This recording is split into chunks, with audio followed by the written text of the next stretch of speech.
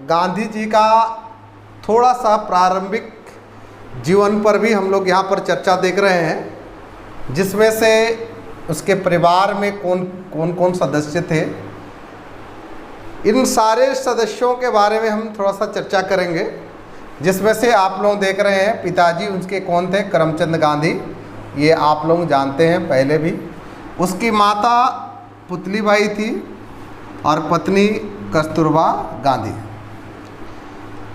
गांधी जी के 4 बेटे थे।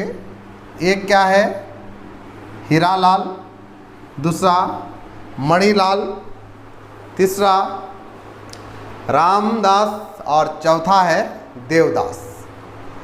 ये उनका जो परिवार का उनके सदस्यों के बारे में हम लोगों ने देखा, ठीक है। इसके अलावा इनको जो कई उपाधियों से भी नवाजा गया है, जैसे यानी कि पंडित जवाहरलाल नेहरू ने इसे क्या कहा है, बापू कहकर पुकारा है, ठीक है। रविंद्रनाथ टैगोर ने इन्हें महात्मा की संज्ञा दी है। सुभाष चंद्र बोस ने उन्हें राष्ट्र पिता की संज्ञा दी है।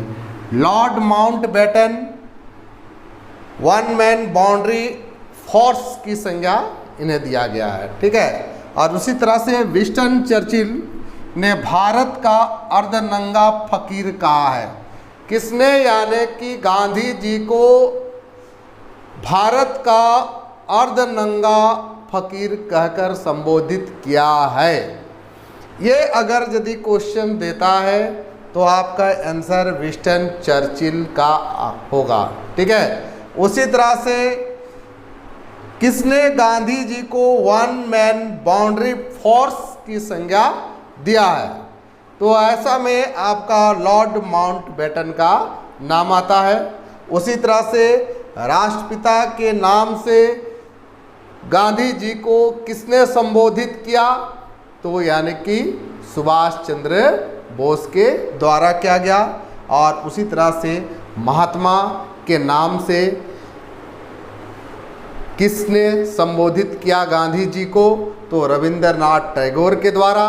और बापू के नाम से संबोधित किसने किया या उपाधि किसने दी, तो ये जो थी यानी कि आपका पंडित जवाहरलाल नेहरू थे।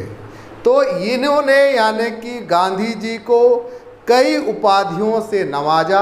इसमें से एक क्वेश्चन हमेशा बनता है, याद रखिएगा, और हमेशा एग्जामिनेशन में क्वेश्चन पूछा हुआ है।